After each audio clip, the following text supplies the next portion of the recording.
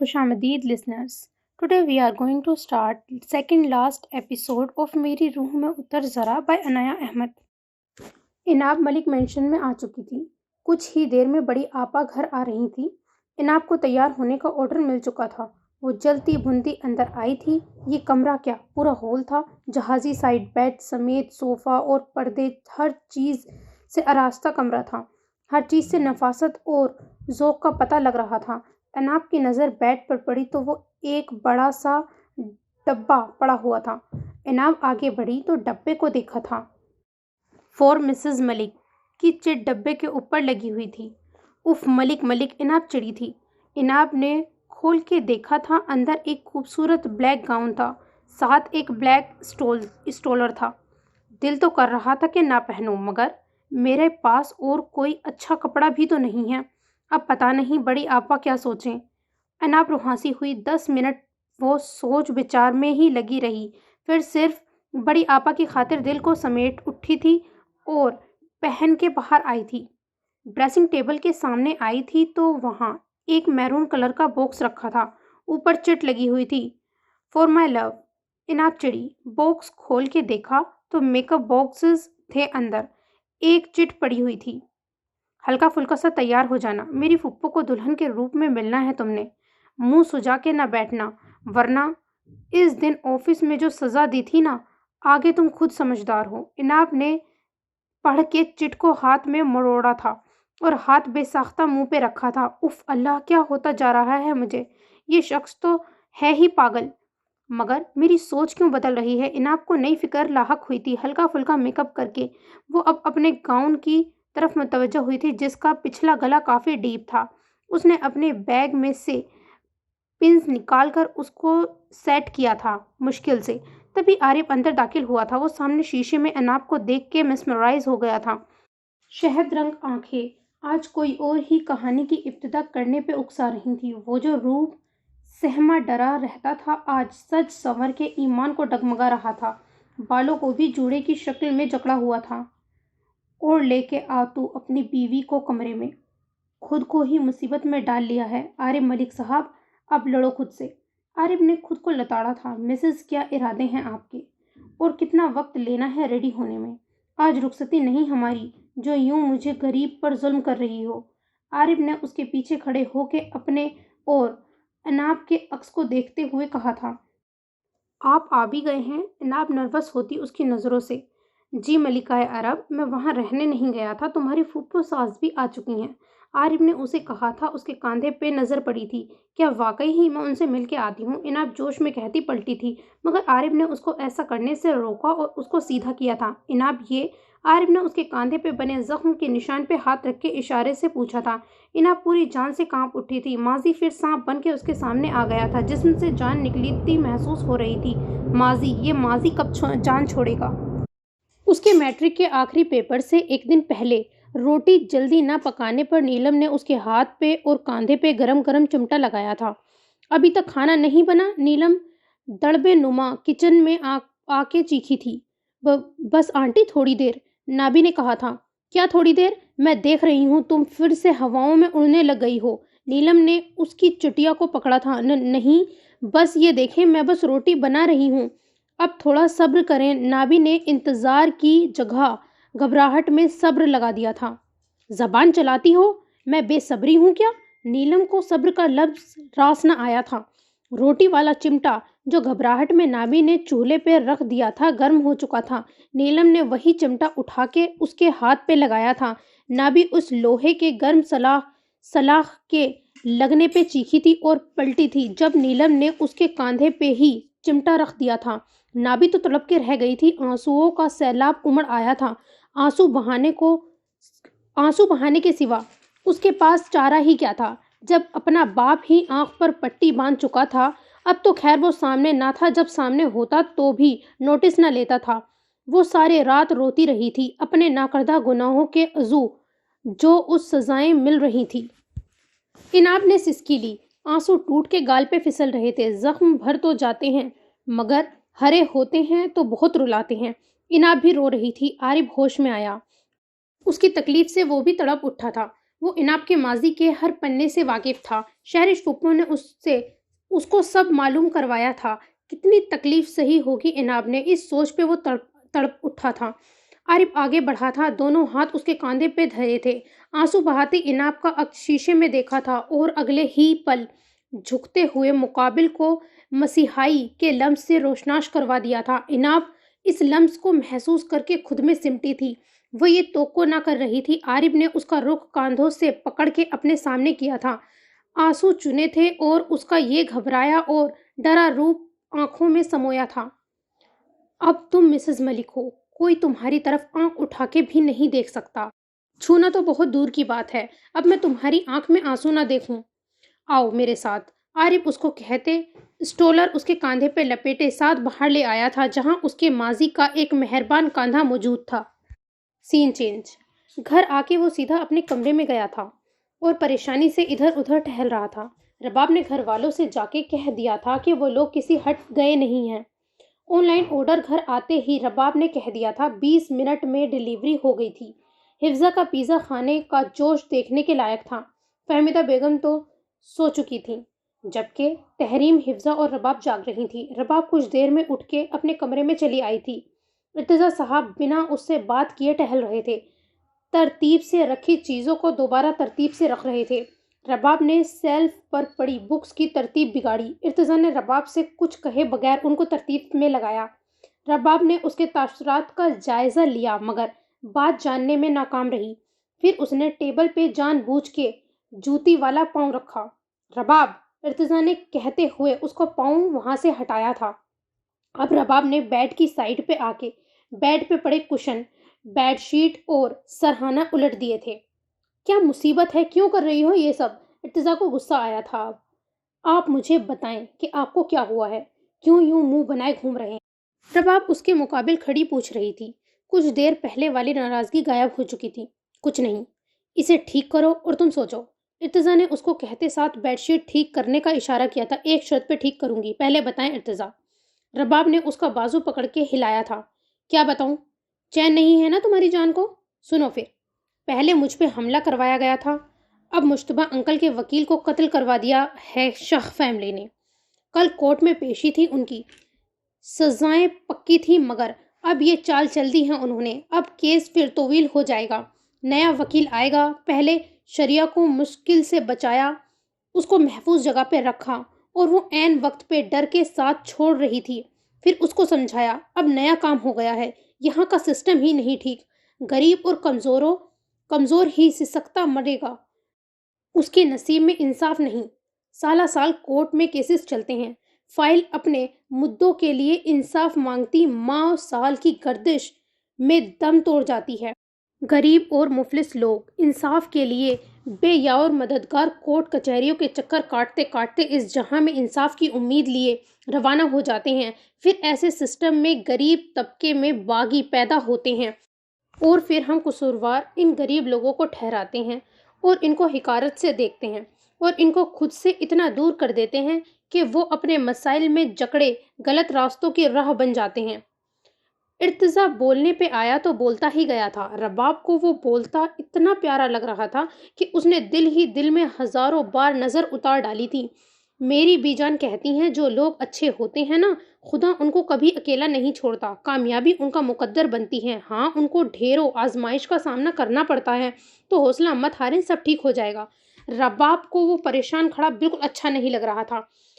ہاں، جادو کی چھڑی ہے نا، گھما کے سب ٹھیک ہو جائے گا۔ ارتضیٰ چڑھا، وہ پیشانی کو مسلتا ادھر ادھر ٹہل رہا تھا۔ آپ کو پتا ہے کہ جب بھی کوئی پریشانی ہو تو ہر انسان کے لائف میں ایک ایسا بندہ ہوتا ہے جس کی موجودگی میں پریشانی جتنی مرضی بڑی ہو کوئی ڈر نہیں لگتا، کیونکہ ایک بھروسہ ہوتا ہے اگر یہ انسان یہ ہے تو سب کچھ ٹھیک ہو جائے گا، مگر اگر وہ انسان ہی یوں ہمت ہار دیتا ہے تو سب کچھ ختم ہونے لگتا ہے۔ رباب نے کہا تھا جتنی بڑی یہ پریشانی تھی، رباب تو بالکل ہمت ہار جاتی مگر اس کو بھروسہ تھا ارتضیٰ پہ۔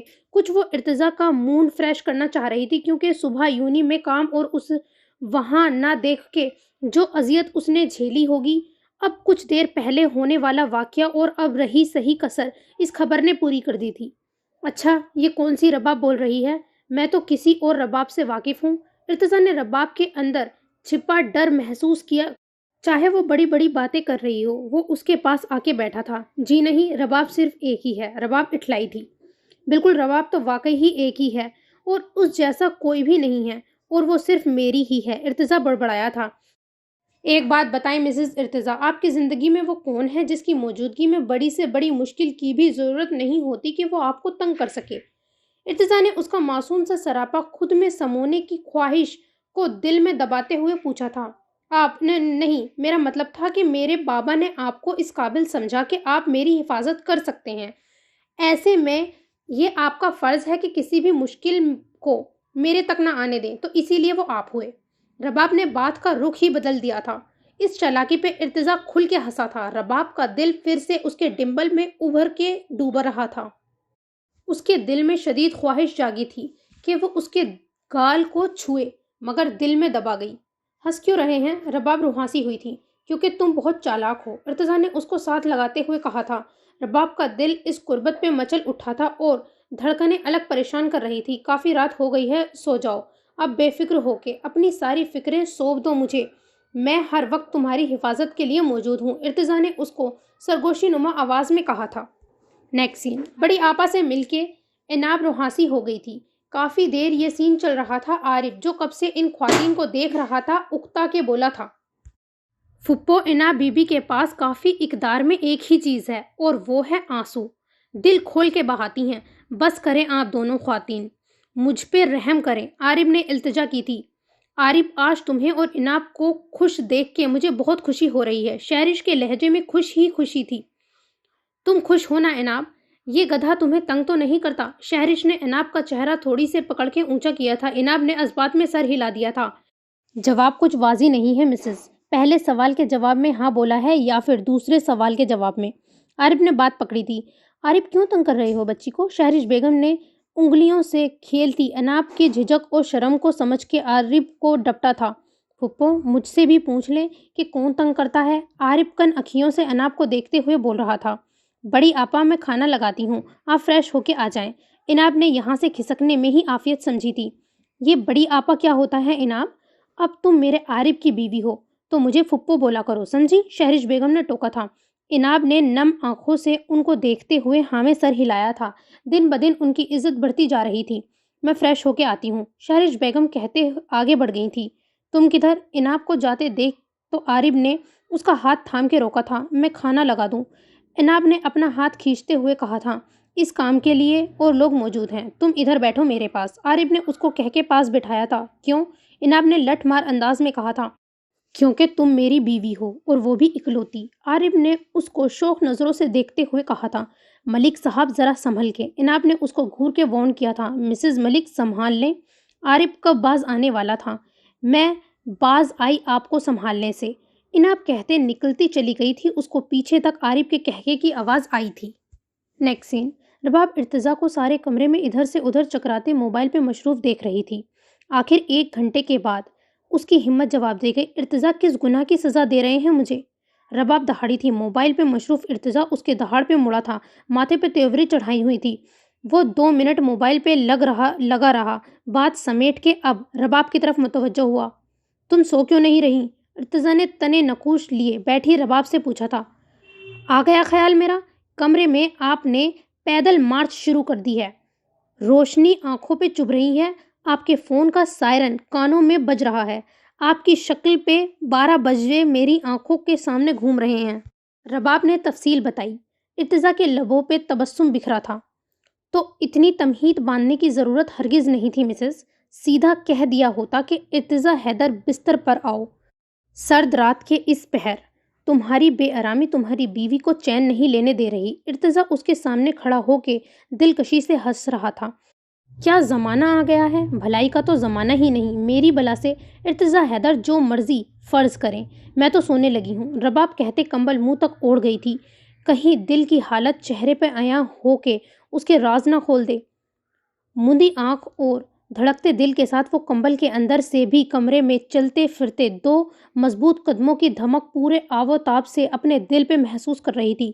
कुछ ही देर में इर्तिजा बेड पे आके लेट चुका था, मगर उसकी करवटें उसकी परेशानी को अया करने के लिए काफी थी। रबाब का दिल भी बेचैन हुआ था। بھلا اس کا اس معاملے سے کیا لینا دینا؟ پھر بھی اتنی فکر کر رہا ہے، راتوں کو اس کو نیند نہیں پڑ رہی۔ بابا ٹھیک کہتے ہیں کہ ارتضیٰ حیدر کوئی عام انسان نہیں ہے، رباب دل میں سوچتے ہوئے ہولے سے ہنسی تھی۔ رباب کچھ تو کر کے یہ شخص سکون کی نیند سو سکے۔ رباب نے اپنے ذہن پہ زور ڈالا تھا اور ہر وہ ماضی کا واقعہ یاد کرنے لگی تھی جب وہ پریشان ہوئی تھی تو بی جان ماما اور شہرش پھپھو اس کو کیسے سنبھالتی تھیں، مگر وہ سب کچھ ارتضیٰ کے ساتھ کرنا تو توبہ، وہ شرم سے دھوری ہوئی تھی۔ کچھ بھی نہیں سوجھ رہا تھا۔ اس نے جان بوجھ کے کمبل اپنی طرف کھینچنا شروع کر دیا تھا۔ ایسا کرنے سے دوسری جانب سے بھی احتجاج بلند ہوا تھا اور کمبل کھینچا گیا تھا۔ رباب کے لبوں پہ مسکراہٹ پھیلی۔ اس نے دوبارہ یہی عمل دہرایا۔ رباب باز آ جاؤ، ارتضیٰ کی آواز گونجی تھی۔ رباب نے ہنستے ہوئے دوبارہ کمبل کھینچا اور کمبل کو زور سے پکڑ لیا تھا۔ اب جو مقابل نے کارروائی کی تھی اس نے رباب کے 14 طبق روشن کر دیے تھے۔ ارتضیٰ اس کو کھینچ کے ساتھ لگا چکا تھا۔ رباب کے نتھنوں سے ارتضیٰ کے کولون کی مہک ٹکرائی تھی۔ وہ سانس لینا بھول گئی تھی۔ اس کے تو وہم و گمان میں بھی نہ تھا کہ شرارت اتنی مہنگی پڑ جائے گی، مگر اب تو وہ جان پھنسا چکی تھی۔ اس نے پیچھے ہٹنا چاہا۔ تم یہی چاہ رہی تھی نا کہ میرا دھیان ہٹ جائے، اسی لیے ایسی الٹی سیدھی حرکتیں کر رہی تھی؟ تو اب یقین مانو میرا دھیان ہٹ گیا ہے۔ ارتضیٰ نے اس کے کان میں سرگوشی کی تھی۔ ارتضیٰ پلیز۔ رباب روحانسی ہوئی۔ رباب سو جاؤ۔ ارتضیٰ نے گرفت تھوڑی سی ڈھیلی کی تھی۔ آنکھیں بند تھی۔ رباب ہنسی اور ہاتھ اس کے سینے پہ دھر کے اس کے آرام کے خیال سے لیٹی اس کے چہرے کے نقوش تک رہی تھی۔ کچھ ہی دیر میں ارتضیٰ نیند کی وادی میں اتر چکا تھا اور رباب اپنے شہزادے کو دیکھنے میں نیند کو اڑائے بیٹھی رہ گئی تھی۔ گال کا ڈبل غائب تھا۔ دل کی حالت پہ وہ ہولے سے ہنستی تھی۔ رباب آج ارتضیٰ کے اٹھنے سے پہلے ہی اٹھ گئی تھی۔ ارتضیٰ کی آنکھ کھلی، ٹائم دیکھا اور کمبل کو اتار کے فریش ہونے چل دیا۔ تیار ہو کے باہر نکلا تو رباب بیگم یونیورسٹی کے لیے تیار بیٹھی ناشتہ کر رہی تھیں۔ السلام علیکم۔ ارتضیٰ نے سلام کیا تھا۔ فہمیدہ بیگم نے جواب کے ساتھ ساتھ کچھ دعائیں بھی پڑھ کے اپنے خوبرو بیٹے کو دم کیا تھا۔ ماما، میں نے اس لڑکے کی ساری ڈیٹیلز نکلوا لی ہیں، آپ ان لوگوں کو منع کر دیں، مجھے وہ لوگ کچھ خاص پسند نہیں آئے۔ لڑکے کا کردار کو لے کے لوگ باتیں کرتے ہیں۔ ارتضیٰ نے کل آنے والے پروپوزل کی بات کی تھی۔ فہمیدہ بیگم نے ایک نظر کچن میں کام کرتی تحریم پر ڈالی۔ ٹھیک ہے بیٹا، خدا نصیب اچھے کرے۔ فہمیدہ بیگم نے کہا تھا، آپ فکر مت کریں، سب ٹھیک ہو جائے گا۔ آج میں وقت پہ آنے کی کوشش کروں گا، اگر نہ آ سکا تو آپ ان لوگوں کو شاپنگ پہ لے جائیے گا۔ ارتضیٰ نے کہا تھا۔ رباب چونکا۔ بھائی جان، مجھے تو بالکل ضرورت نہیں ہے شاپنگ کی۔ تحریم جو کچن سے گرم چائے لے کے آ رہی تھی صاف جواب دیا تھا۔ آپ تو لازمی جائیں گی، مگر آپ کے ساتھ کچھ وہ لوگ بھی جائیں گے جن کے پاس ڈھنگ کے کپڑے نہیں ہیں۔ ارتضیٰ نے رباب کے کرتے اور جینس پر چوٹ کی تھی۔ رباب بلبلا اٹھی تھی۔ میرے پاس بھی کپڑوں کی بھرمار ہے، میں بھی نہیں جا رہی۔ رباب نے بھی انکار کیا تھا۔ اس بھرمار کو میں جلا دوں گا۔ خبردار، آج کے بعد مجھے تم اس حلیے میں نظر آئی۔ جو کہہ دیا سو کہہ دیا۔ ارتضیٰ نے بات ختم کی تھی۔ فہمیدہ بیگم اور تحریم ہنس رہی تھیں ان کی نوک جھونک پر۔ ماما، آپ اکیلی نہیں جائیں گی، باڈی گارڈ ساتھ ہوگا۔ ارتضیٰ نے اگلا آرڈر دیا تھا۔ ہاں جی، باڈی گارڈ کی تو فوج لازمی ہی ساتھ ہوگی، مجھے نہیں جانا کہیں بھی۔ رباب پھر چڑھی تھی۔ مجھ سے کہاں مارکیٹوں میں گھوما جائے گا ارتضیٰ بچے، خود لیتے جانا تم۔ فہمیدہ بیگم نے کہا تھا، ٹھیک ہے ماما، ویسے بھی آپ کی بہو نے میرے سوائے کسی اور کے قابو میں بھی نہیں آنا۔ ارتضیٰ نے کہا تھا۔ چائے پیتی رباب کو اچھو لگ گیا تھا۔ فہمیدہ اور تحریم بھی ہنس پڑی تھی۔ کچھ بھی؟ رباب نے آنکھیں نکالی تھی جیسے اس نے ڈر جانا تھا۔ وہ منہ صاف کرتا اندر بڑھ گیا تھا۔ میں بھی بیگ لے کے آتی ہوں، ورنہ پھر اتنا لمبا لیکچر ملے گا، رباب نے کہا تھا۔ جاؤ۔ فہمیدہ بیگم ہنس دی تھی۔ رباب نے اندر جا کے ڈریسنگ ٹیبل کے سامنے ٹائی باندھتے ارتضیٰ کو آنکھ نکالی تھی۔ ڈر گیا میں، چلو اب لیٹ ہو رہا ہے۔ ارتضیٰ نے اس کو گھورنے پہ کہا تھا۔ آپ ڈرانے کے لیے پیدا کیے گئے ہیں، رباب نے کہا تھا۔ تو ناکام کوششیں کیوں کرتی ہو؟ ارتضیٰ نے مذاق اڑایا۔ اور کیا کہہ رہے تھے؟ میں نے کسی کے قابو نہیں آنا؟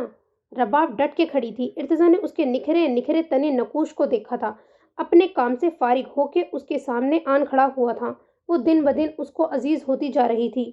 وہ اس لیے کوئی اور قابو کر کے تو دکھائے، ارتضیٰ حیدر اس کی جان لے لے گا۔ ارتضیٰ نے اس کو کمر سے پکڑ کے ساتھ لگایا تھا اور اس کے چہرے پہ آئے بال پیچھے کیے تھے۔ رباب سرخ چہرہ لیے کھڑی تھی۔ کیا کر رہے ہیں آپ؟ رباب ہکلائی۔ جو تم چاہ رہی تھی۔ ارتضیٰ نے آنکھ دبائی۔ ہاں شرم کرے، الزام لگا رہے ہیں، رباب نے اس کو شرم دلانی چاہیے۔ سچ بتا رہا ہوں، آج کل تم بار بار مجھ سے لڑ کے میرا توجہ حاصل کر رہی ہو۔ ارتضیٰ نے اس کو آگاہ کیا تھا، گرفت ابھی بھی مضبوط تھی۔ وہ تو آپ شروع سے لڑتے ہی ہیں، کون سی نئی بات ہے؟ رباب نے جل کے کہا تھا۔ اب تو پیار کر رہا ہوں نا۔ ارتضیٰ نے اس کی جانب اور جھکا تھا۔ ہٹے، آپ اپنے حواسوں میں نہیں ہیں۔ رباب نے اپنے دونوں ہاتھ اس کے سینے پہ رکھ کے اس کو دھکیلا تھا۔ اس کی حالت پر ترس کھاتے ہوئے ارتضیٰ سائیڈ پہ ہوا تھا۔ اچھا یہ تو بتاتی جاؤ، رات نیند کیسی آئی تھی؟ ارتضیٰ نے اس کا ہاتھ پکڑ کے اس کو پاس کیا تھا۔ رات کا منظر دونوں کی آنکھوں میں گھوما تھا، ایک کی آنکھوں میں شرارت تھی اور دوسرے کی آنکھوں میں شرم سے جھجک گئی۔ بہت بری، رباب نے فٹ جواب دیا تھا۔ اچھا، حالانکہ چہرہ تو کچھ اور ہی کہہ رہا ہے، ارتضیٰ نے ہنستے ہوئے کہا تھا۔ تبھی ارتضیٰ کا فون بج اٹھا تھا۔ رباب موقع دیکھ کے باہر نکل گئی تھی۔ نیکسٹ سین، شہرش بیگم کو آئے پورے 3 دن ہو گئے تھے اور آفس آئے اناب کو بھی 3 دن ہو گئے تھے۔ پہلے ہی وہ پاکستان سے آئی خبروں کی وجہ سے پریشان تھا۔ انتھک کوششوں سے اس نے اور ارتضیٰ نے اپنے ذرائع استعمال کر کے ایک قابل وکیل کو ارینج کیا تھا۔ رہی صحیح کسر اناب نے پوری کر دی تھی۔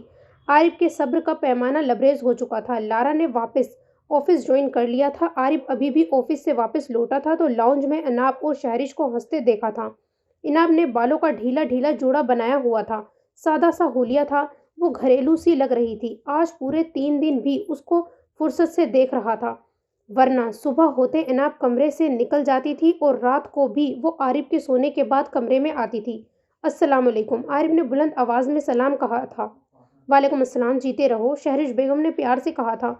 وہ بلو شرٹ میں ملبوس سامنے تھکا سا بیٹھا تھا۔ کھانا کھاؤ گے؟ شہرش بیگم نے پوچھا تھا۔ عارف نے ایک نظر خاموش بیٹھی اناب پہ ڈالی تھی اور نفی میں سر ہلا دیا تھا۔ آپ جلدی نہیں آ گئے آج؟ اناب نے پوچھا تھا۔ جواب میں بم پھٹا تھا۔ واپس چلا جاتا ہوں۔ میری کون سا کسی کو کوئی پرواہ ہے؟ عارف نے سخت لہجے میں کہا تھا۔ میرا یہ مطلب نہیں تھا، اناب منمنائی۔ عارف نے اس کو ایک سخت نظر سے گھورا تھا۔ شہرش بیگم ہنستے ہوئے ان دونوں کو دیکھ رہی تھی۔ اگر آپ کا وقت مل جائے تو واپس آفس جوائن کر لیں، عارف نے حکم نامہ جاری کیا تھا۔ کیوں؟ میرا مطلب ہے کہ اب تو لارا آ گئی ہے، اناب بولی تھی۔ ساری خبریں ہیں آپ کے پاس، مگر یہی خبر نہیں ہے کہ اپنا سائن کیا ہوا کانٹریکٹ بھی آپ کو پورا کرنا ہے۔ تو ان جاسوسوں سے یہ بھی پوچھ لینا تھا کہ آپ کے کام کا بھی حرج ہو رہا ہے۔ عارف آج خاصا تپا ہوا تھا۔ اناب نے مدد طلب نظروں سے شہرش بیگم کو دیکھا تھا۔ اب تم اپنی بیوی سے کام کرواؤ گے آفس میں عارف؟ شہرش بیگم نے اس کو خودداری پہ حملہ کیا تھا۔ بیوی بننے سے پہلے وہ میری ورکر تھی، تو پہلے ایک ورکر کے فرائض پورے کرے۔ بیوی کے فرائض تو اس جنم میں پورے ہوتے نظر نہیں آ رہے۔ اناب کے سراپے پہ نظر ڈالتے ہوئے آخری بات عارف نے منہ ہی منہ میں کہی تھی۔ آپ میری سیٹ پہ کسی اور کو رکھ لیں، اناب نے مشورہ دیا تھا۔ آپ جیسا نمونہ پورے عرب میں ملنے سے رہا، عارف نے جواب دیا تھا۔ اناب روحانسی ہوئی شہرش ہنس دی تھی۔ اس نمونے کو پھر بیوی کیوں بنایا؟ اناب نے منہ پھلایا تھا۔ یہ بات فی الحال پھپھو کی موجودگی کی وجہ سے تفصیلہ نہیں بتا سکتا، اسی لیے واپس آفس جوائن کرو، عارف نے کہا تھا۔ نہیں آؤں گی میں، سن لے، مفت کی بیوی ملی ہوئی ہے، اناب نے جوابی کارروائی کی تھی۔ سب کو مفت کی ہی ملتی ہے، عارف نے تنک کے کہا تھا۔ میں آفس نہیں آؤں گی، اناب بازد ہوئی۔ اگر چاہتی ہو کہ شوہر کام کرے اور یہ جو مفت والا تانا مارا ہے وہ دھو تو کل آفس آ جانا، ورنہ سب کام چھوڑ کے میں بھی گھر پہ بیٹھ جاؤں گا۔ اس کو وارن کرتا وہ وہاں سے اٹھ کے اندر کی طرف بڑھ گیا تھا۔ اس کے جاتے ہی اناب نے رونی شکل سمیت شہرش کو دیکھا تھا۔ دیکھ لیں، ایسا سلوک کرتے ہیں یہ میرے ساتھ، اناب نے شکایت لگائی تھی۔ چندہ پریشان کیوں ہوتی ہو، جاؤ آفس، بلکہ آفس جا کے اس کی ناک میں دم کر دو اپنی حرکتوں سے، شہرش بیگم نے ہنستے ہوئے کہا تھا۔ پھپھو، اناب نے احتجاج کیا تھا۔ ٹھیک کہہ رہی ہوں میں بہو صاحبہ، نظر رکھو اپنے شوہر پہ، ایسے کام کرنا کہ یہ خود تمہیں گھر چھوڑ کے جائے، شوہر بھی راضی اور تم بھی راضی، شہرش پھپھو نے ہنستے ہوئے کہا تھا۔ ٹھیک ہے، اناب بھی ہولے سے ہنسی تھی۔ ملک صاحب بھی ریڈی، اناب نے سوچا تھا۔ نیکسٹ سین، رباب کا سارا دھیان لیکچرز لینے کے دوران بھی ارتضیٰ میں اٹکا رہا تھا۔ آج اس نے لیکچر بھی مس کیا تھا، اس کو رہ رہ کے غصہ آ رہا تھا۔ فری ہوتے ہی وہ باہر نکلی تھی۔ اوئے، تیرے منہ پہ 12 کیوں بج رہے ہیں؟ مقدس نے اس کو کہا تھا۔ کچھ نہیں، اچھی بھلی تو ہوں، رباب نے کہا تھا۔ اس کی شادی ہو گئی ہے نا؟ مقدس تو شادی کے بعد عوام ایسے ہی سڑی رہتی ہے۔ فضا چہکی تھی۔ فضا تمہارا خون ہو جانا ہے میرے ہاتھوں، پہلے ہی مجھے پتا نہیں آج کل کیا ہو رہا ہے، رباب نے کہا تھا۔ او ہو، پیار تو نہیں ہو رہا، سب ایک زبان بولی تھی۔ مرو تم لوگ، رباب نے ان کو گھورا تھا۔ اچھا سنو تو، کدھر جا رہی ہو؟ مناہل نے اس کو پکارا تھا۔ آتی ہوں ذرا، رباب نے کہا تھا۔ صاحب بہادر کے پاس جانے کے ارادے لگ رہے ہیں مجھے تو، مناہل نے کن اکھیوں سے اس کا جائزہ لیتے ہوئے کہا تھا۔ مناہل کی بچی، ہمدان کو شکایت لگاتی ہوں میں، رکو تم، رباب نے دھمکایا تھا۔ دفع ہو تم رباب، مناہل نے اس کو کہا تھا۔ وہ ہنستے ہوئے آگے بڑھ گئی تھی۔ رباب تم چلو، میں ذرا لائبریری کا چکر لگا کے آؤں، مناہل نے کہا تھا۔ اوکے، رباب کہتے آگے بڑھ گئی تھی۔ اب اس کے قدم خود بخود ہال کی طرف اٹھ رہے تھے جہاں پریکٹس چل رہی تھی۔ اندر شور گل مچا ہوا تھا۔ اسٹیج پہ ایک طرف ارتضیٰ کھڑا تھا، براؤن جیکٹ پہنے ہوئے، زرش کے ساتھ کچھ پوائنٹس ڈسکس کر رہا تھا۔ اسٹوڈنٹس اپنے اپنے فن دکھا رہے تھے، کبھی میوزک چلتا تھا، کبھی بند ہو جاتا تھا۔ زرش آج پھر جینز اور شرٹ پہنے ہوئی تھی۔ رباب کے دل میں نہ جانے کیا آیا، وہ اندر گئی اور اسٹیج کے سامنے رکھی چیئرز میں سے ایک پہ بیٹھ گئی۔ 5 منٹ گزر گئے تھے۔ ارتضیٰ اس طرح مصروف رہا تھا سب کو ہدایت دینے میں، اس کو دیکھتے ہوئے رباب کو وقت کا پتہ نہیں چلا کیسے گزر رہا تھا۔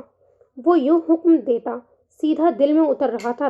رباب اپنی سوچوں میں پہلو بدل کے رہ گئی تھی۔ اس زرش کی تو دل کر رہا ہے کہ بوٹیاں کر دوں، رباب بڑبڑائی۔ کس کی بوٹی بنانے کا سوچ رہی ہیں ماں بدولت؟ ہمدان اس کے پاس آ کے بولا تھا۔ کسی کی بھی نہیں، رباب نے کہا تھا۔ نظریں ابھی بھی اسٹیج پہ تھیں۔ ادھر کیوں بیٹھی ہو، چلو اسٹیج پہ چلتے ہیں، ہمدان نے اس کو کہتے ساتھ ہی ہاتھ سے پکڑ کے کھڑا کیا تھا۔ ارے ارے سنو تو، رباب نے احتجاج کرنا چاہا تھا۔ دیکھیں سر کون آیا ہے، ہمدان نے اس کو ارتضیٰ کے سامنے لے جا کے کھڑا کیا تھا۔ ارتضیٰ نے سر اٹھا کے دیکھا تو سامنے ہی رباب کا تپا چہرہ دیکھا تھا، جو خود کو ادھر ادھر دیکھنے میں مشروف ظاہر کرنے لگی تھی۔ ارے رول نمبر 22، ارتضیٰ نے جان بوجھ کے اس کو یوں مخاطب کیا تھا۔ رباب کا دل دھڑکا۔ آپ میرا مطلب ہے کہ کلاس نہیں لی آپ نے، رباب نے بوکھلاہٹ میں پوچھا تھا۔ اچھا تو یہ پوچھنے آئی ہیں آپ؟ ارتضیٰ کی دلچسپی بڑی تھی۔ جی، رباب نے ایک لفظ جواب دیا تھا۔ میری مرضی، ارتضیٰ نے بھی جواب دیا تھا۔ ٹھیک ہے، رباب کہتے مڑی تھی۔ اتنا غصہ لیکچر مس ہونے کا؟ تو فکر نہ کرو، تمہارے گھر کا استاد ہے، جب مرضی پڑھ لینا تم، چاہے آدھی رات کو۔ ارتضیٰ اس کے پیچھے لپکا۔ یہ پریکٹس زرش میں آتا ہوں۔ ارتضیٰ نے ہاتھ میں پکڑے کاغذ زرش کو دیے تھے۔ مون کیوں خراب ہے؟ تیز تیز چلتی ہے، رباب سے پوچھا تھا، مگر جواب نہ ملا تھا۔ اب کس بات پہ منہ سجایا لیا ہے؟ ارتضیٰ پھر سے بولا۔ وہ چلتے ہال سے باہر نکل آئے تھے، مگر رباب نے جواب نہ دیا۔ گھر جانا ہے کیا؟ ارتضیٰ نے پھر اس کو مخاطب کیا تھا۔ اب کے بھی جواب نہ ملا تو ارتضیٰ کا ضبط جواب دے گیا۔ رباب کو ہاتھ سے پکڑ کے ایک طرف لے گیا تھا۔ ہال کے پیچھے ایک بینچ بنا ہوا تھا، سامنے کچھ فاصلے پہ باؤنڈری وال تھی۔ بیٹھو ادھر، رباب کو بٹھایا تھا۔ کیا کہنا ہے آپ نے؟ رباب نے روٹھے لہجے میں پوچھا تھا۔ کہنا تو بہت کچھ ہے، مگر یہ جگہ مناسب نہیں ہے، ابھی بس پوچھا ہے۔ ارتضیٰ نے اس کے چہرے کو فوکس میں رکھتے ہوئے پوچھا تھا۔ اتنی نرمی کی وجہ؟ سوال کے بدلے سوال آیا تھا۔ توبہ رباب، اچھا سنو، تمہیں یونیورسٹی چھوڑ کے میں اور انکل کوٹ گئے تھے، پھر وہاں سے کسی لائر کو ملنا تھا، عارف کے اعتماد کا کوئی بندہ ہے، مشکل سے یہ سب ارینج کیا ہے۔ وہاں سے جب واپس آیا تو کلاس کا ٹائم نکل چکا تھا، تو میں پریکٹس سیشن دیکھنے آ گیا۔ ارتضیٰ نے اس کو تفصیل سے آگاہ کیا تھا۔ اچھا تو انسان پہلے بتا دے۔ رباب کو شرمندگی نے آن گھیرا تھا۔ وہ کیا سوچ رہی تھی کہ صبح سے اس زرش کے ساتھ گھوم رہا ہے؟ انسان ہوں، الہام نہیں ہوتا کہ میری بیوی میرے بارے میں الٹا سیدھا سوچ رہی ہوگی۔ ارتضیٰ نے طنز کیا تھا۔ ہاں تو بیوی یوں ہی سوچتی ہے، اس کو اپنے ہر پل کی خبر دینا حق ہے آپ کا، اور ویسے بھی آپ جیسے شوہر کو سنبھالنے کے لیے جگرا چاہیے ہوتا ہے۔ رباب اٹھلائی۔ ارتضیٰ بغور اس کا چہرہ دیکھ رہا تھا۔ ویسے ایک بات تو ماننی پڑے گی، جگر والی تو تم ہو۔ حیدر ارتضیٰ کے سامنے جگر سے بیٹھی سوال جواب کر رہی ہوتی ہو دھڑلے سے، ارتضیٰ نے کہا تھا۔ ویسے شک کرتی، جیلس ہوتی ذرا نہیں اچھی لگتی۔ ارتضیٰ نے اس کے چہرے پہ نظر دوڑاتے ہوئے کہا تھا۔ میں نہیں ہوتی کسی سے جیلس، رباب نے پہلو بدلا تھا۔ اچھا، وہ تو پتہ لگ گیا تھا مجھے ابھی کچھ دیر پہلے، ارتضیٰ نے اس کی بات کو ہوا میں اڑایا تھا۔ اب واپس جاؤ یا کوئی اور انکوائری کرنی ہے؟ ارتضیٰ نے پوچھا تھا۔ رباب نے اس کا چہرہ دیکھا۔ اتنے فرمانبردار بننے کی ضرورت نہیں ہے، رباب نے آنکھیں نکالی تھی۔ جان بوجھ کے باتوں میں الجھا رہی ہو، سیدھے سے کہہ دو کہ ارتضیٰ یہیں سے ہلنا مت۔ ارتضیٰ نے اس کے سبھی چہرے پر نظر ڈالتے ہوئے شوق لہجے میں کہا تھا، مجھے ایسا کچھ بھی نہیں کہنا۔ رباب نے اس کی طرف دیکھنے سے گریز کیا تھا۔ بے فکر رہو، جو کہنا چاہتی ہو سمجھ گیا ہوں۔ تم نے اپنا پابند کر لیا ہے مجھے۔ رباب ارتضیٰ حیدر، اب بے فکر ہو جاؤ، لوٹ کے تمہارے ہی پاس آنا ہے۔ ارتضیٰ نے گمبھیر لہجے میں کہا تھا، میں چلتی ہوں اب۔ رباب اس کو پٹری سے اترتا دیکھ کے بھاگنے کے چکر میں تھی۔ جاؤ، ارتضیٰ نے ہنستے ہوئے کہا تھا۔ اس کے ڈمپل پہ رباب کا دل ایک بار پھر اٹکا تھا۔ وہ سر جھٹکتے آگے بڑھ گئی تھی۔ ہمدان زیادہ دن گھر ٹک نہ سکا تھا اور یونی میں آنا شروع کر دیا تھا۔ زخم بھرے نہیں تھے ابھی بھی وہ ہال میں پریکٹس کرنے والے اسٹوڈنٹس کو واپس بھیج کے خود نکلنے کی تیاری میں تھا جب کوئی پیچھے سے آیا تھا اور اس کے کاندھے پہ ہاتھ رکھا۔ وہ چونکا۔ کیسے ہو ہمدان؟ ماہم نے لگاوٹ سے پوچھا تھا۔ ٹھیک ہوں۔ ہمدان کا حلق تک کڑوا ہو گیا تھا اس کو دیکھ کے۔ ہمدان نے چیزیں سمیٹ کے واپسی کے لیے قدم بڑھائے تھے۔ کدھر چل دیے ہو ہمدان؟ ماہم تڑپ کے بولی تھی۔ ماہم، کیا بات کرنی ہے تم نے؟ آ جاؤ، باہر چل کے بات کر لیتے ہیں، یوں اکیلے میں مناسب نہیں لگتا، ہمدان نے کہا تھا، مگر اگلے ہی پل وہ ششدر رہ گیا تھا کیونکہ ماہم پیچھے سے اس کے گلے آن لگی تھی۔ ماہم، تمہارا دماغ ٹھیک ہے؟ ہمدان چلایا تھا اور اس کو پیچھے کیا تھا۔ ہمدان، نہیں، میں پاگل ہو رہی ہوں تمہیں بتانے کے لیے کہ میں تم سے کتنا پیار کرتی ہوں۔ ماہم مچلی۔ ہمدان ایک قدم پیچھے ہوا۔ وہ دونوں ایک دوسرے کے آمنے سامنے تھے۔ دروازے کی طرف ہمدان کی بیک تھی۔ دیکھو ماہم، تم اس وقت ہوش میں نہیں ہو کہ تم کیا کہہ رہی ہو، تو بہتر ہے یہی ہے کہ جاؤ یہاں سے، ہمدان نے اس کو صاف کہا تھا۔ یہ کہتے ساتھ ہی ہمدان نے واپسی کے لیے قدم بڑھائے تھے۔ ماہم نے پھر اس کو پیچھے سے جکڑ لیا تھا۔ تبھی کوئی ہال میں داخل ہوا تھا۔ ہمدان کو لگا تھا کہ وہ پورے قد سے زمین پہ آن گرا ہے۔ ابھی تو اس نے اتنی مشکلوں سے اپنے پیار اور خلوص کا یقین دلایا تھا مناہل کو، اور اب اس حالات میں ان دونوں کو دیکھ کے کوئی بھی شک کر سکتا ہے۔ سامنے تو ہمدان کے متاع حیات آنکھوں پہ حیرانی لیے کھڑی تھی۔ ہمدان نے زندگی میں پہلی مرتبہ بے بسی محسوس کی تھی، یوں جیسے زندگی ہاتھوں سے نکلتی محسوس ہو رہی تھی۔ وہ تو پگلی پہلے ہی بدگمان رہتی تھی۔ ہمدان نے ایک ہاری ہوئی نظر مناہل پہ ڈالی اور خود کو ماہم سے چھڑایا جو اپنا کام ہو جانے پہ شاد کھڑی تھی۔ مناہل، دیکھو نا، یہ ہمدان اکیلے میں کیا کر رہا تھا میرے ساتھ۔ ماہم نے پیترا بدلا تھا۔ ہمدان نے شوق سے ماہم کو دیکھا تھا۔ میں نے اس سے بہت بار کہا مجھے جانے دو، رحم کرو، مگر اس میں تو شیطان آیا ہوا تھا۔ ماہم بولتی جا رہی تھی۔ ہمدان، ماہم کو لے کے نیچے آؤ، مناہل نے وہیں سے حکم دیا تھا۔ ہمدان نے چونک کے مناہل کو دیکھا۔ ہمدان پلیز۔ مناہل کو جن نظروں سے ہمدان نے دیکھا تھا، مناہل کا دل کرچی ہوا تھا۔ اگلے ہی پل ماہم کو کھینچتا مناہل کے سامنے لے آیا تھا۔ ہمدان نے ایک پل کو مناہل کی نظروں میں دیکھا تھا اور مناہل نے بھی۔ اگلے ہی پل مناہل کا ہاتھ اٹھا تھا اور نشان چھوڑتا چلا گیا تھا ماہم کے گال پہ۔ یہ تھپڑ اس بےہودہ لڑکی کے لیے جس کی ماں باپ نے اس کی تربیت نہیں کی، جس کو اپنی عزت کا پاس نہیں ہے، ایسی لڑکی تو دھبا ہے، مناہل گرجی تھی۔ مناہل، یو بچ! اس سے پہلے کہ ماہم کا ہاتھ اٹھتا، ہمدان نے راستے میں ہی روک لیا تھا۔ Maham, out from here now! Hamdan چیخا تھا۔ ماہم دونوں کو گرجتے باہر کو لپکی تھی۔ سنو، آئندہ میرے ہمدان سے دور رہنا۔ وہ کیسے ہیں مجھے تم جیسیوں سے پوچھنے کی ضرورت نہیں ہے، مناہل نے باہر جاتی ماہم کو کہا تھا۔ ہمدان حیران کھڑا تھا، یہ سن رہا تھا۔ وہ جا چکی تھی۔ 2 منٹ یوں ہی ان دونوں کے بیچ خاموشی رہی۔ یہ سب کیا تھا؟ ہمدان نے اتنے اعتماد کے بارے میں بات کرنا چاہی تھی جو وہ دکھا چکی تھی۔ اچھا، اگر میں پوچھوں وہ سب کیا تھا؟ مناہل نے بھی اس کے ہی انداز میں پوچھا تھا جو اس کے اور ماہم کے بیچ چل رہا تھا۔ مناہل، ہمدان سیریس تھا۔ حد ہے، جب پیار نہیں تھا تو جان نہیں چھوڑتے تھے۔ اب جب میرے پیار کا مان اور اعتماد بول رہا ہے تو بھی مسئلہ ہو رہا ہے۔ مسٹر ہمدان قریشی، بتا دیں آپ چاہتے کیا ہیں؟ مناہل تنک کے بولی تھی۔ تم کو مسز ہمدان قریشی بنانا چاہتا ہوں۔ ہمدان کے انداز پہ مناہل چند پل کو سن رہ گئی تھی۔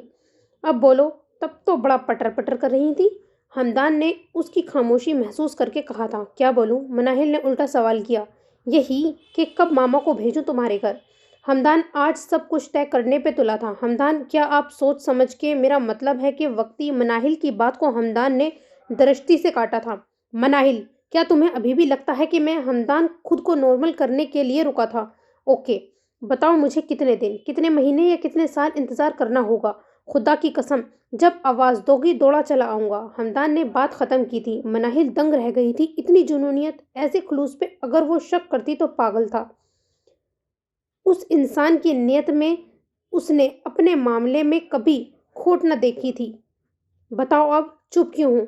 ڈرتی ہو کہ کہیں میں مکر نہ جاؤں؟ ہمدان اس کے چہرے کے اتار چڑھاؤ سے اندازہ لگا کے بولا تھا، کل آنٹی اور انکل ہمارے گھر ہوں، اور ہاں، ساتھ آپ کو آنے کی ضرورت نہیں ہے۔ مناہل بولی تھی۔ ہمدان خوشی سے مچل اٹھا۔ کیا سچ؟ مناہل، یو نو، تم نے مجھے آج کتنی بڑی خوشی دی ہے۔ کاش کہ ہمارا نکاح ہوا ہوتا تو اس وقت میں تمہیں گلے لگا سکتا تھا۔ ہمدان نے آخری بات شرارت سے کی تھی۔ ہمدان شرم کریں، چلے باہر آئیں، مناہل کہتے آگے بڑھ گئی تھی۔ اچھا سنو تو، میرے پاس ایک آئیڈیا ہے، ہم ڈائریکٹ نکاح کروائیں گے۔ مناہل کو حماد کی بات سے دھچکا لگا۔ ہرگز نہیں، مناہل انکاری ہوئی۔ بس میڈم، آپ نے جتنی چلانی تھی اپنی چلا لی ہے، اب میری چلے گی اور ہمارا نکاح ہوگا۔ آنٹی تو پہلے ہی مجھ سے امپریس ہیں، انکل کو تم راضی کرو گی۔ ہمدان نے منٹوں میں پلان سیٹ کیا تھا۔ مناہل اس کو محض گھور کے رہ گئی تھی۔ ادھر ادھر گھومنے پھرنے کے بعد اناب نے عارف کے آفس کا بند دروازہ دیکھا تھا، جو کافی دیر سے بند تھا۔ ایسی کون سی میٹنگ ہے جو ختم ہونے کا نام ہی نہیں لے رہی؟ اناب نے غصے سے سوچا تھا۔ پھر اگلے ہی پل نہ جانے اس کے دل میں کیا سمائی کہ وہ دروازہ دھکیلتی اندر داخل ہو گئی تھی، جہاں اس کا شوہر شرافت سے کام کر رہا تھا، مگر لارا کے ہنس ہنس کے اس کو لفٹ کروانا اس کو زہر لگ رہا تھا۔ آج کل بیوی والی روح اناب میں ایکٹیو ہو چکی تھی، جس میں پورا ہاتھ بڑی آپا کا تھا۔ خیریت؟ عارف نے اندر آنے والی شخصیت کو دیکھ کے سر کی کرسی کی پشت سے ٹکاتے ہوئے کہا تھا، مرضی میری، میرے شوہر کا آفس ہے، میں جہاں مرضی گھوموں۔ اناب نے پر اعتماد لہجے میں کہتے ہوئے عارف کو حیران کیا تھا، بیوی صاحبہ، ایسا کیا ہو گیا کہ جو کل تک آفس آنے کو نہیں مان رہی تھی، آج میرے کیبن میں تشریف لے آئی ہیں؟ عارف نے پوچھا تھا۔ لارا ان دونوں کو دیکھ رہی تھی۔ ہاؤ از یور مدر لارا؟ اناب نے لارا سے اس کی والدہ کی خیریت دریافت کی تھی۔ شی از بیٹر ناؤ، تھینکس مس اناب، لارا نے اپنے لہجے میں کہا تھا۔ Okay good. مسٹر عارف، آپ شاید کوئی کام کر رہے تھے نا، تو اس کو جاری رکھیں، اناب نے کہا تھا اور آفس کا جائزہ لینے میں مصروف ہو چکی تھی۔ عارف حیرت میں ڈوبا اس کے یہ روپ دیکھ رہا تھا۔ Lara, go ahead, we are excited to have you join our team and we hope that you will enjoy working with our company۔ عارف لارا کو لیٹر ٹائپ کروا رہا تھا۔ وہ رکا تھا، دھیان سارا چلتی پھرتی اناب میں اٹکا تھا۔ نیکسٹ؟ لارا نے پوچھا تھا۔ my wife is distracting me، عارف نے کہا تھا۔ لارا چوکی۔ واٹ؟ Your wife? لارا نے اچنبھے سے پوچھا۔ بزنس میں وائف کہاں سے آ گئی تھی؟ عارف نے بھی ماتھے پہ ہاتھ مارا تھا۔ نو اسٹاپ اٹ لارا، اناب کم ہیئر، عارف بیک وقت دونوں سے بولا تھا اور کرسی دھکیل کے اٹھا تھا۔ یار بیوی، تم سے مخاطب ہوں، کیوں مجھے ڈسٹرب کر رہی ہو؟ عارف نے جج ہوتے ہوئے کہا تھا۔ کیا؟ میں نے تو کچھ بھی نہیں کیا، کیا کر رہی ہوں میں؟ اناب اس کے پاس آ کے اس الزام پہ تڑپ اٹھی تھی۔ عارف اس کے سامنے آ کے کھڑا ہو گیا تھا۔ لارا ان دونوں کو دیکھ رہی تھی۔ کاش کہ یہ ہمارا بیڈ روم ہوتا، پھر بتاتا تمہیں کہ تم نے کچھ نہیں کیا۔ ادھر سے ادھر پھرتی، تم مجھے ڈسٹرب کر رہی ہو، تمہاری موجودگی میں کام کیسے کر سکوں گا میں؟ عارف نے اس کی طرف دیکھتے ہوئے دلکشی سے کہا تھا۔ کیا الٹی سیدھی باتیں کر رہے ہیں؟ لارا ادھر ہی کھڑی ہے، اناب نے اس کی نظروں سے بچنے کے لیے کہا تھا۔ یار اس کو اردو نہیں آتی، عارف نے کہا تھا، اسی لیے پھیل رہے ہیں، اناب نے کہا تھا اور نظر اٹھا کے اپنے سے ایک قدم کے فاصلے پہ کھڑے شاندار انسان کو دیکھ کے کہا تھا، ڈرتا نہیں ہوں میں کسی سے، انگلش میں بھی کہہ سکتا ہوں، اناب مائی ہنی۔ اس نے پہلے کہ عارف کچھ اور بولتا، اناب اس کو منہ پہ ہاتھ رکھ کے اسے خاموش کرا چکی تھی۔ عارف، ایک ہاتھ اناب نے اس کے منہ پہ رکھا تھا اور ایک سے اس کی شرٹ دبوچی تھی۔ عارف کی بازگشت میں عارف ملک کھو گیا تھا۔ یہ اناب کی طرف سے پہلی پیش رفت تھی۔ لارا، عارف نے لارا کو پکارا تھا۔ یس سر۔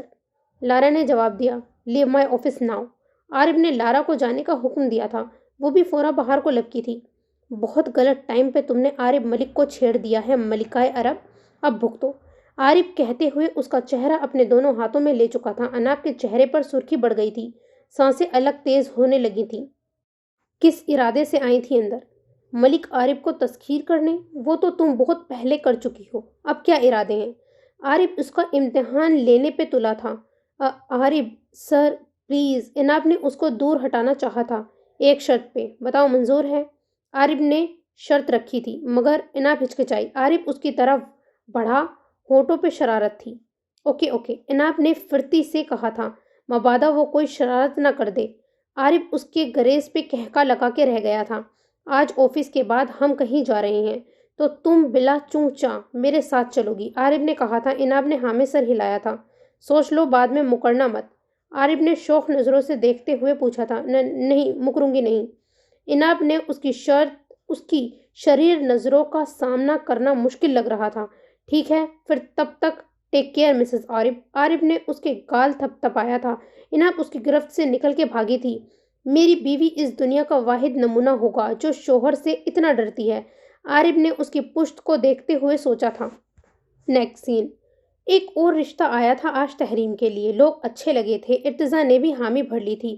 وہ لوگ آج تحریم کو دیکھنے آ رہے تھے۔ 2 بجے کے قریب وہ لوگ آ چکے تھے۔ بہن، آپ کی بیٹی تو ہمیں پسند آ گئی ہے، ہماری طرف سے ہاں سمجھے، ہمیں تو جہیز نہیں چاہیے، نسرین بیگم بولی تھی، لڑکے کی ماں۔ بہن، یہ تو آپ کی بہترین سوچ ہے، فہمیدہ بیگم متاثر ہوئیں۔ وہ دراصل بہن آپ سے ایک بات کہنا چاہ رہی ہوں۔ وہ خاتون بولی تھی۔ جی بولیں، فہمیدہ بیگم نے اجازت دی۔ وہ کیا ہے نا کہ بہن، آپ کے بیٹے کا اتنا اچھا کاروبار ہے، ساتھ میں وہ نوکری بھی کر رہا ہے۔ اب جبکہ ہم دونوں گھرانے ایک ہو رہے ہیں تو کیوں نہ وہ اپنے کاروبار میں اپنے ہونے والے بہنوئی کو بھی شامل کر لے۔ آخر کو اس کی بہن کا ہونے والا شوہر ہے۔ وہ عورت مدعے پہ آئی تھی۔ فہمیدہ بیگم نے متفکر ہو کے پاس بیٹھی رباب کو دیکھا تھا۔ مگر آنٹی، آپ کا بیٹا تو جاب کر رہا ہے نا بینک میں؟ رباب بولی۔ ارے چھوڑو غیروں کی نوکری کو، جب اپنا کاروبار ہو گھر کا، اس کو کیا ضرورت ہے کہ وہ جان کھانے والی نوکری کرے۔ عورت سب کچھ طے کر کے بیٹھی تھی۔ یوں لگ رہا تھا کہ جیسے کاروبار اس کے بیٹے کا چلایا ہوا ہے۔ آنٹی یقین جانیں، یوں لگ رہا ہے کہ آپ ہماری بیٹی کو بیاہ کے لے جانے کی بجائے اپنا بیٹا یہاں بیاہ کے چھوڑنے والی ہیں۔ رباب ہنستے ہوئے بولی تھی۔ کیا مطلب ہے تمہارا لڑکی؟ عورت جلال میں آئی۔ مطلب تو سیدھا ہے، آپ جس پلان کے تحت اپنے بیٹی کی شادی کرنا چاہ رہی ہیں وہ ہمارے سامنے آ چکا ہے۔ ہماری لڑکی کے لیے رشتوں کی کمی نہیں ہے۔ ہم باز آئے لالچی لوگوں سے، آپ تشریف لے کے جا سکتی ہیں۔ رباب نے اس عورت کو کہا تھا جو رشتے داری میں بھی سودے بازی کر رہی تھی۔ توبہ توبہ، کتنی زبان دراز لڑکی ہے، ایسے بدتمیز لوگ، میں تو کبھی نہ ایسے لوگوں میں رشتہ کروں اپنے بیٹے کا۔ اٹھو رشیدان۔ وہ عورت رشتے والی کو لے کے تن فن کرتی لاؤنج سے نکل گئی تھی۔ آپ فکر مت کریں، سب کچھ ٹھیک ہو جائے گا، رباب نے پریشان بیٹھی فہمیدہ بیگم کو دلاسا دیا تھا۔ سین چینج۔ کہاں لے کے جا رہے ہیں عارف؟ ایک لفٹ سے دوسری لفٹ میں جاتے اناب نے جھنجھلا کے عارف سے پوچھ ہی لیا تھا، ساتھ ہوں نا تمہارے، کیوں ڈر رہی ہو پھر؟ اناب کی طرف دلکشی سے دیکھ کے عارف نے جواب دیا تھا۔ ہاں جی، آپ تو ٹھہرے سپر مین۔ اناب چڑی۔ نہیں، میں اناب مین ہوں، بس 1 وومن مین۔ عارف نے اس کی گال کو چھوا تھا۔ مجھے آپ کی باتوں کی سمجھ نہیں آتی، اناب جھنجھلائی۔ جس دن آ گئی نا تو خود پہ ناز کرو گی مائی وومن۔ عارف نے اپنا سر اس کے سر سے ہلکا سا ٹکرایا تھا۔ چلو بس آ گئے۔ لفٹ کھلی تو وہ نکلا تھا باہر۔ سامنے ایک کوریڈور تھا جس میں ارد گرد کمرے بنے ہوئے تھے۔ وہاں سے دائیں جانب ایک کھلی سی جگہ تھی جہاں سے سیڑھیاں چڑھتی تھیں اوپر کی جانب۔ عارف سیڑھیوں کی جانب بڑھا، مگر جا کہاں رہے ہیں؟ اناب اب بضد ہوئی۔ ہم اس وقت اپنے آفس کی سب سے اوپر والی بلڈنگ پہ کھڑے ہیں، اب ہم اس کے باہر کی دنیا دیکھنے جا رہے ہیں۔ عارف نے کہتے ساتھ ہی اس کا ہاتھ پکڑا تھا اور اس کے احتجاج کی پرواہ کیے بغیر ڈور کھول کے اوپر لے آیا تھا، جو اتنی بلندی کا سن کے پہلے ہی ڈری ہوئی تھی، اب تو مانو جان لبوں پہ آ گئی تھی۔ کھلا میدان لگا تھا یہ اسے، جہاں نہ تو کوئی وال تھی نہ ہی باؤنڈری۔ ارد گرد بلند و بالا بلڈنگ کے مینار روشنیوں سے جگمگا رہے تھے۔ ہر طرف روشنیوں کا جہاں آباد تھا۔ ہوا چل رہی تھی، آسمان پہ چمکتا چاند۔ عناب کو اپنا سر ایک پل کو چکراتا محسوس ہوا تھا۔ اگر وہ سلپ ہو کے گر گئی تو؟ یہاں تو کوئی باؤنڈری بھی نہیں ہے۔ بس یہ خیال اس کی سب سوچوں پہ حاوی ہو گیا۔ نہیں عارف، عارف واپس چلے، واپس جانا ہے، عناب ہکلائی تھی۔